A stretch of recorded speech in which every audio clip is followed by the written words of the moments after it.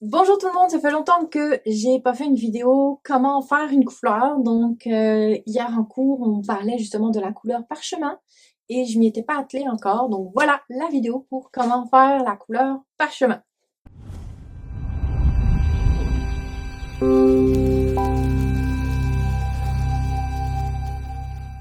Bonjour tout le monde, je suis Lily Flore, artiste peintre et professeure de peinture et créativité.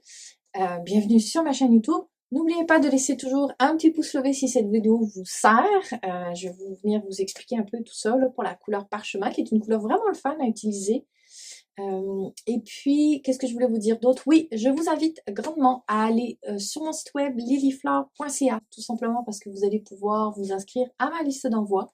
Et quand je fais une vidéo ou un article bien détaillé, structuré, avec des petits points pour que vous puissiez prendre des notes, ou une vidéo comme celle-ci, eh bien j'envoie tout ça à ma liste d'envoi. J'envoie également des messages inspirants régulièrement et des cadeaux de bienvenue, guide du matériel où justement on parle de quelle couleur avoir, les pinceaux, etc. Le e-book Osez devenir l'artiste en vous. Bref, allez rejoindre cette communauté, ce groupe-là. C'est aussi une façon de se retrouver entre humains, même si on connecte virtuellement, parce que à l'ère de l'intelligence artificielle, ben moi je trouve que c'est bien important d'encourager et de rejoindre des communautés, de se mobiliser en tant que groupe d'humains plutôt que d'être juste à demander des réponses à l'intelligence artificielle qui, soit dit en passant, vient chercher les réponses sur nos blogs et nos chaînes YouTube, nous les créateurs et les artistes. Donc, au lieu de passer par eux, venez nous rejoindre directement. Venez me rejoindre sur lilyflore.ca. Donc, je vous laisse là-dessus. Couleur parchemin. Alors, avant d'aller plus loin, je vais vous montrer justement, donc pendant que j'ai fait déjà la petite vidéo, les différentes couleurs parchemin que j'ai obtenues. Vous allez voir de plus près tantôt quand je peins avec la vidéo sur mes mains. Je voulais quand même faire une petite parenthèse, c'est que je vais vous donner deux façons d'obtenir cette couleur parchemin. Une première façon avec les couleurs primaires, parce que normalement on a toujours nos couleurs primaires avec nous. Et une deuxième façon avec des couleurs qui ne sont pas les couleurs primaires, mais qu'on a généralement dans notre coffre de peinture.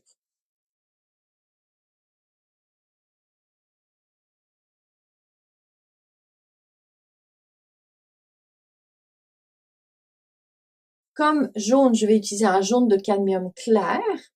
Comme rouge, je vais utiliser un magenta. Et comme bleu, je vais utiliser un bleu outre-mer. Et je vais utiliser du blanc, bien entendu, parce que le parchemin, c'est une couleur avec beaucoup de blanc. Dites-vous une chose, c'est que c'est vraiment de l'essai-erreur. Vous allez le voir pendant la démonstration. Et aussi, ça va dépendre de votre couleur, où est-ce que vous l'avez acheté. Parce qu'on dit couleur, mais en fait, c'est votre pigment. Quelle marque c'est? Et même une marque d'une année à l'autre peut changer son pigment, peut changer sa recette. Donc, ça va toujours être important de faire des tests, d'essayer. Et vous allez voir que même moi qui fais le test juste avant de vous faire la démo en vidéo, eh bien, je n'y arrive pas tout de suite à la couleur. Ça me prend des ajustements. Donc, il faut comprendre toute la mécanique derrière ces ajustements pour arriver à la couleur. Quand on commence à faire ça, ça nous prend du temps parce qu'on n'est pas habitué.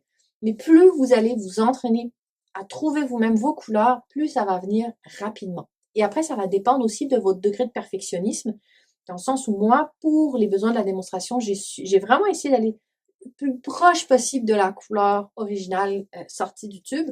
Mais la plupart du temps, quand je peins, si j'ai une couleur qui est assez proche, mais qui n'est pas la même, ça ne me dérange pas parce que mon style est assez libre au niveau des couleurs, évolutif, et j'aime quand il y a même des nuances de couleurs. Donc, ça va dépendre de chaque personne et de son niveau d'attente par rapport à la couleur. Et puis aussi, la couleur parchemin. J'ai pris la couleur parchemin issue d'un tube, mais j'ai un chandail qui est couleur parchemin, qui est pas la même couleur parchemin. Et si vous prenez un autre tube d'une autre marque de peinture, eh ben, ça sera pas exactement la même couleur parchemin. Donc, le but de cette vidéo, c'est que vous compreniez l'essence de comment trouver cette couleur, mais après, à vous d'adapter vos ajustements en fonction de ce que vous recherchez. J'arrête de parler. On se retrouve avec mes petites mains pour la démonstration.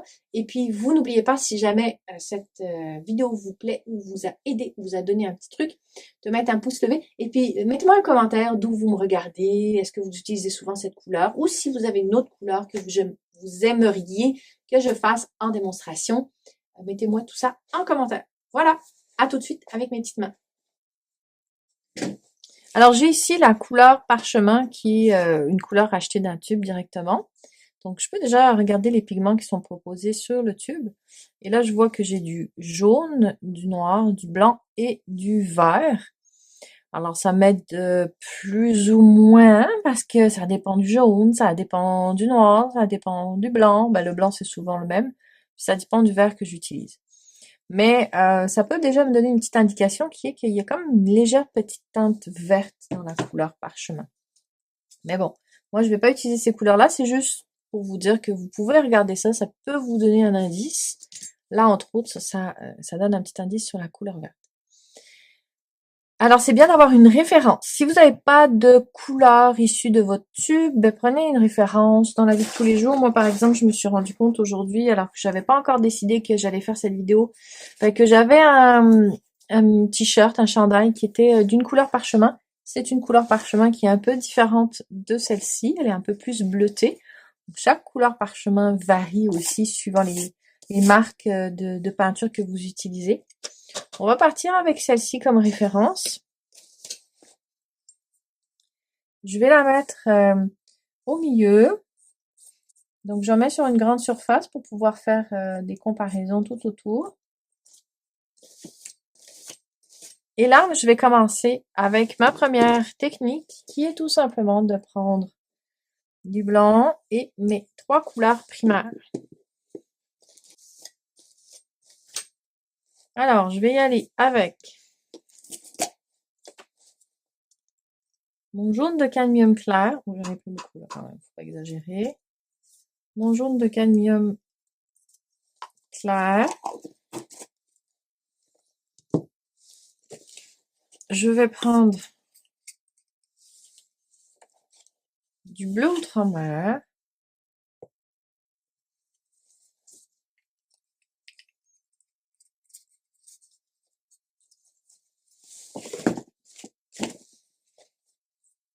Et je vais prendre du magenta.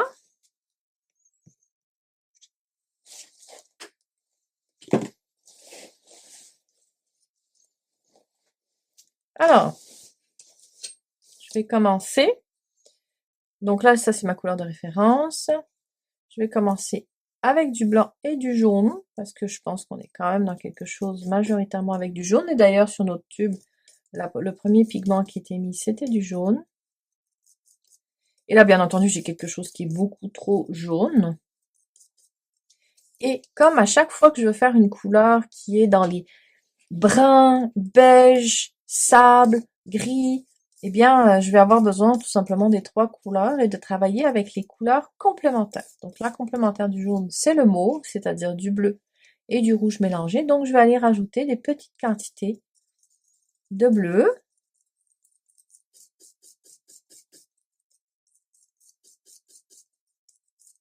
Donc là, j'ai quelque chose de très vert, c'est normal. Vert, couleur complémentaire du vert, c'est le rouge. Justement, j'avais dit qu'il fallait que j'en mette. Faut pas que j'en mette trop, faut que je fasse attention. Faut mieux en mettre moins et puis en rajouter après. Qu'en mettre trop d'un coup. Et là, déjà, on se rapproche beaucoup. Alors moi, à l'œil, je le vois que c'est encore trop vert. Mais si vous n'êtes pas sûr, la meilleure façon de faire, eh ben, c'est de positionner votre couleur à côté de votre couleur de référence.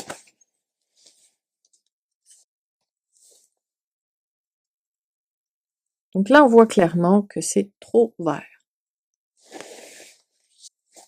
On voit également que c'est assez clair. J'ai peut-être mis trop de blanc. De toute façon, vu qu'il faut qu'on rajoute des couleurs, on va en rajouter un peu plus pour... Ça va pas... Là, j'ai mis beaucoup de rouge, tout simplement parce que je sais que j'ai mis trop de blanc, donc il va falloir que je refonce le tout. Donc, il va falloir que je remette mes couleurs. Donc, j'y vais franchement. Je remets mon rouge. Je remets mon bleu. Alors là, je suis allée trop loin dans mon rouge et dans mon bleu. J'ai donc quelque chose qui est trop mauve. Couleur complémentaire du mauve, c'est quoi? C'est le jaune. Je remets du jaune. Là encore, il faut que je fasse attention parce que faut que je m'approche de ma couleur. Alors là, j'ai quelque chose de moins clair que tout à l'heure. Peut-être trop foncé, mais vaut mieux ça, parce que je peux rajouter du blanc.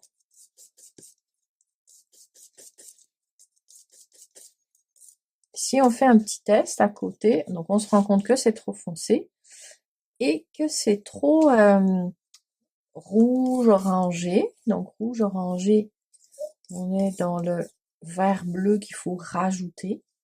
Je vais rajouter un peu de blanc aussi. J'avais voulu foncer tout ça. Donc vous voyez, quand on dit oh ben tu prends les 3 couleurs primaires puis tu mélanges avec du blanc, certes, mais après c'est comment on fait? Eh bien on s'adapte et quand on est dans des couleurs comme ça, des couleurs terre, sable, beige, eh bien c'est de travailler avec les couleurs complémentaires. Donc toujours d'aller chercher la complémentaire qui manque. Si c'est trop rouge, il faut que je rajoute du vert et le vert, eh ben c'est du bleu avec du jaune. Donc je rajoute du jaune, je rajoute du bleu.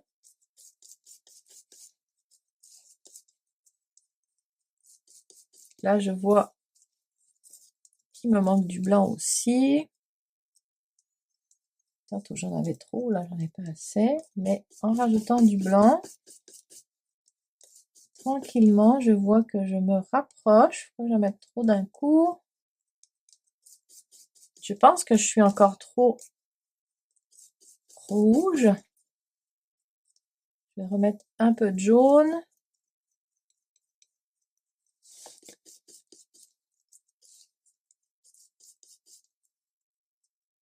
Un peu de blanc.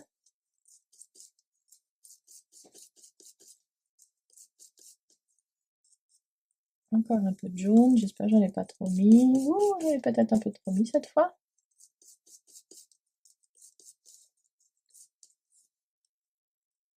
Mettre un petit peu de bleu parce que comme je vous disais tantôt, c'était trop rouge. Il y a du vert et le vert c'est le jaune et le bleu. Il faut pas que j'oublie mon bleu. Ok, là j'ai quelque chose qui se rapproche, qui est encore cette fois un peu trop vert, mais donc il faut toujours jouer avec les complémentaires. Trop de vert, je mets du rouge, trop de rouge, je mets du vert, trop de jaune, je mets du mauve, trop de mauve, je mets du jaune, trop de bleu, je mets du orange, trop d'orange, je mets du bleu. Mais il faut pas oublier le blanc, parce que ça va avoir une incidence. Ouh, là je crois qu'on est assez proche, mais pas encore complètement.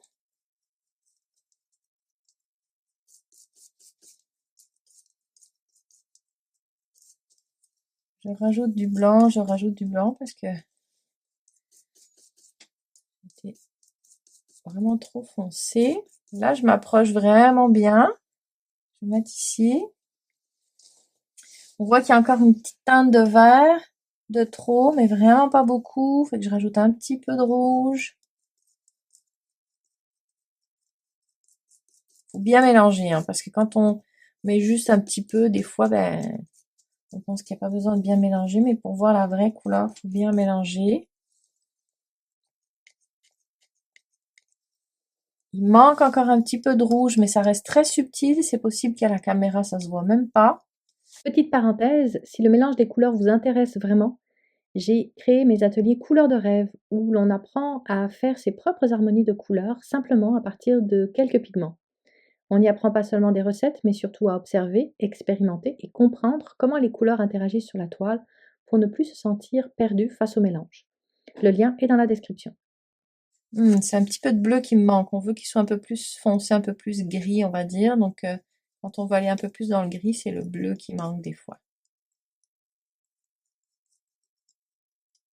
Puis, quand on est dans des quantités subtiles comme ça, hein, c'est toujours long avant d'obtenir notre couleur. Par exemple, juste avant de faire la vidéo, je me suis entraînée pour la faire.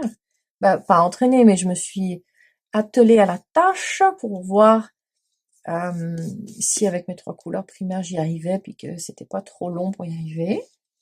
Et puis je suis arrivée assez vite. Et là, je recommence. Ben, c'est quand même... Ah, là, je suis vraiment très proche. Alors là, la caméra, c'est drôle parce que ça paraît vraiment, ça paraît plus rouge qu'en réalité. Donc ça, c'est plus vert, ça, c'est trop rouge. J'ai trop rajouté de rouge. Donc là aussi, je pensais que c'était trop vert, mais finalement, c'est trop rouge encore. C'est drôle, à la caméra, c'est pas les mêmes balances de couleurs. Et puis aussi, quand c'est humide et quand ça sèche, ça fait pas tout à fait le même résultat.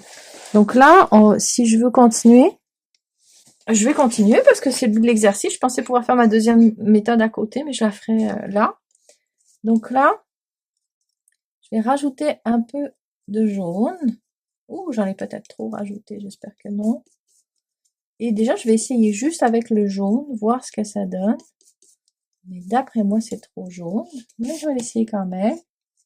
Oups, mon papier est quand même ondulé un peu. Oui, donc on le voit que c'est trop jaune. On rajoute une petite pointe de bleu.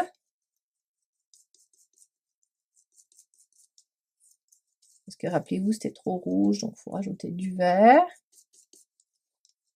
Aussi le blanc, là, à force de rajouter de la couleur, ça vient foncer.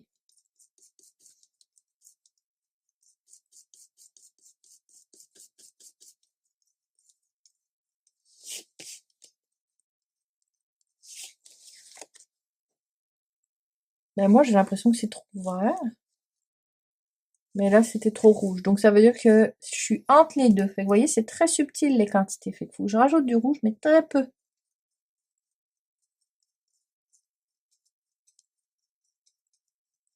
Oh, là, je pense que je suis proche.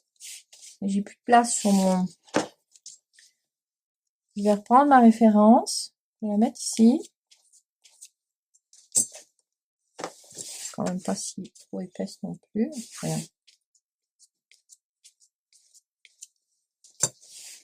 Et là, je suis encore un petit peu trop vert. Et puis surtout, faut que je rajoute du blanc. Mais j'en ai plus sur ma palette. Je rajoute du blanc. Je vais prendre à côté. Tiens, je vais me mettre là.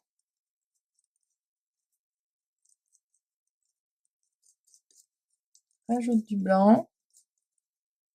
Et bien rajouter vraiment une mini pointe de rouge, mais pas beaucoup.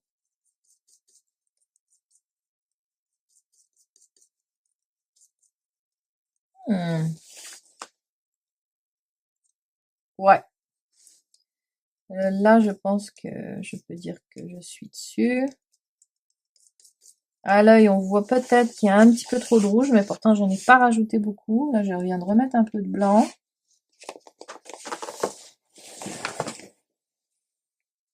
Ouais, il manque peut-être... j'ai peut-être mis une petite coche de trop de rouge. Pourtant, vous voyez, c'était très subtil la quantité que j'ai mis. Je vais vous la montrer proche.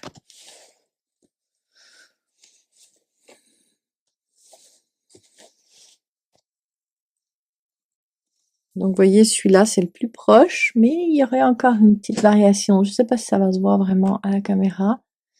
Il y a encore une petite pointe, mini pointe, si on a l'œil très sensible, trop rouge. Ça, c'est une mini pointe trop vert. Pas assez, je veux dire, plus vert, ça que ça. Mais c'est très subtil. Fait qu'on est vraiment très proche. Et donc, à partir de blanc et des trois couleurs primaires.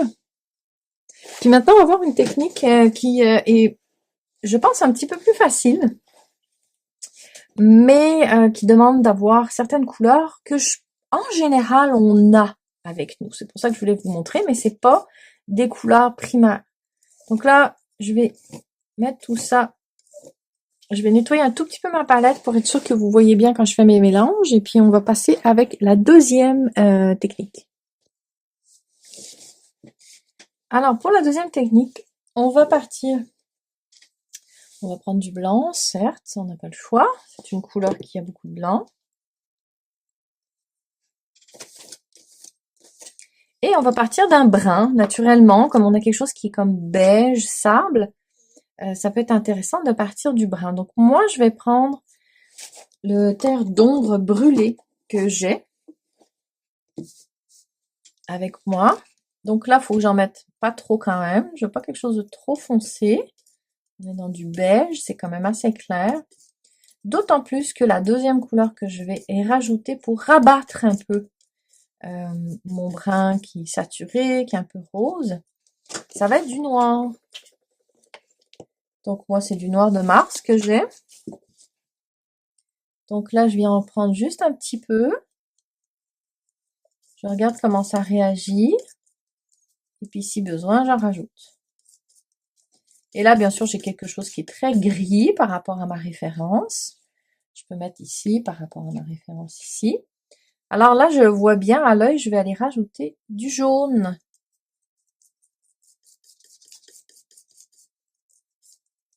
Alors, j'ai rajouté trop de jaune, mais je dis trop. Pas tant parce que le parchemin, on le sait que c'est quand même quelque chose qui est vert à la base, la couleur parchemin. Mais bon, quand même, je le vois là, c'est un petit peu trop vert. Je vais le mettre à côté. Mais pas beaucoup là, si ça se trouve, je vais juste le palir avec du blanc et je serai arrivée du premier coup dessus. Donc je palie avec du blanc. Encore un peu. Oups, j'espère que j'en ai pas trop mis.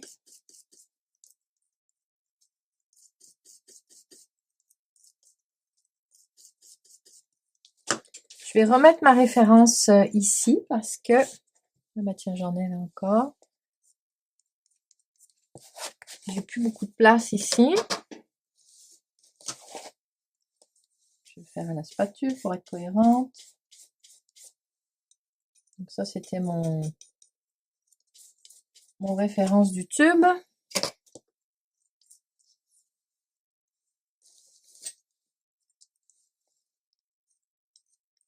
Et ben, je suis super proche, les amis, très rapidement. Un petit peu trop vert, donc dans ce temps-là, je vais rajouter un peu de mon brun qui, lui, qui vient donner le côté rouge, parce que c'est un brun ombre brûlée. Mais souvenez-vous, tantôt, là, faut apprendre de ce qu'on a fait avant, là. Quand on en rajoutait des fois du rouge, c'était un petit peu intense, ça virait trop rouge après. L'avantage du brun, c'est que c'est pas un rouge pur, c'est un orange désaturé, un orange rouge désaturé, puisque c'est brun. Donc quand on en met, on peut en mettre de façon plus subtile, dans le sens où ça va moins faire bouger notre couleur d'un coup, comme le rouge magenta qui est très intense. Oh, encore une petite coche trop vert à mon goût. Je rajoute du brun. Ouh, je crois que j'en ai un peu trop mis. On va voir. Je vais nettoyer la pointe de ma spatule pour si jamais il en reste encore dessus.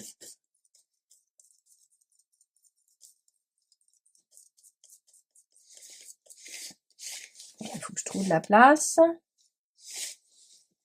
Eh ben non, je suis pas mal dessus, les amis. Pas mal, pas mal. Rajoute un tout petit peu de blanc, pas trop, parce que là, il me reste plus beaucoup de peinture. On va mélanger. Pas trop la palir, mais...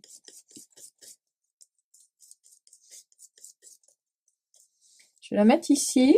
Ça, c'est la couleur que je viens de faire. Et je vais aller chercher ma couleur de référence.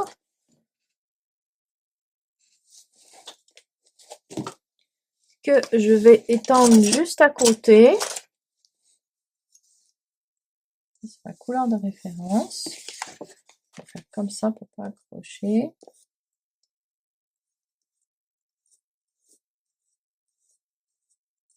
J'ai mon papier qui... C'est pas la bonne spatule pour faire ça, mais c'est parce que mon autre spatule, elle est sale et je voudrais pas... Allez, on va prendre elle. Bon. Voilà, les deux côte à côte. À l'œil, on voit encore un petit peu que la référence est une petite affaire plus verte que celle-ci. C'est vraiment très subtil. Un peu comme ce que j'avais ici. Donc, ça doit être moi qui ai tendance à mettre un petit peu trop de brun ou un petit peu trop de rouge quand je travaille mes mélanges. Donc, si on veut continuer, eh bien, on viendrait rajouter, avec nos trois couleurs qu'on a ici, on viendrait rajouter une petite pointe de jaune. Mini, mini. Déjà, juste ça, je vais voir si ça fait une différence. C'est quoi ma référence? C'est elle, ma référence. Faut pas que je me trompe. Ah ouais. Déjà, là, il y a une petite différence aussi. Alors, je vais vous montrer ça de proche, même si je suis pas sûre qu'à la caméra, vous voyez des différences. C'est vraiment mon œil qui est très critique. Si je voulais continuer encore plus, là, je rajouterais un petit peu de blanc et un petit peu de noir, parce que je trouve une toute petite coche trop saturée par rapport à celui-là, puis une toute petite coche trop foncée. Mais c'est vraiment très, très subtil. Je vais vous montrer ça de proche.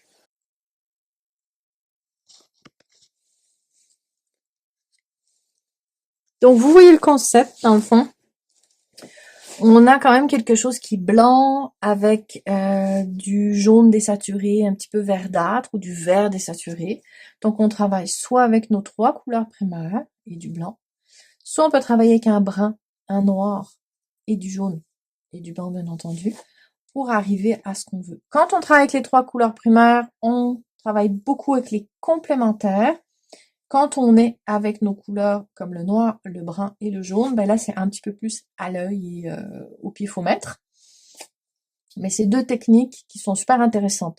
Je pense que la deuxième, vous l'avez vu, est un peu plus rapide parce que justement on se retrouve avec une couleur qui est moins puissante, des couleurs qui sont moins puissantes que nos couleurs primaires, donc les variations, quand on en met une petite pointe, ça varie moins fort, fait que c'est plus facile d'arriver.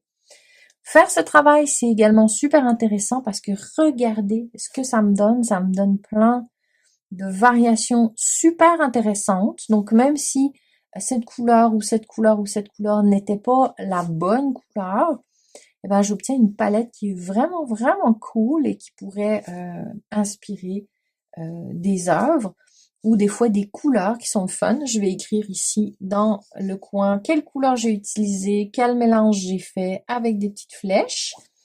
Et qui sait, je vais garder ça, qui sait peut-être qu'à un moment donné, j'aurai le goût d'utiliser une de ces couleurs ou même cette palette de couleurs très désaturée, très pastel. Si le royaume des couleurs vous intéresse, allez voir dans la description. Je vais vous mettre le lien vers les ateliers couleurs de rêve, qui est un mini cours de petits ateliers spécifiquement pour apprendre à faire nos couleurs.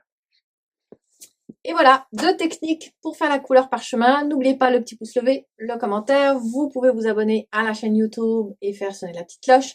Le mieux, c'est encore de me rejoindre dans ma communauté d'artistes sur lilyflore.ca en vous inscrivant à la liste d'envoi pour recevoir plein de choses super motivantes et garder le rythme de peindre régulièrement. C'est vraiment mon objectif, c'est de vous aider à peindre régulièrement. Et puis, d'ici la prochaine vidéo, osez devenir l'artiste en vous. Bye bye!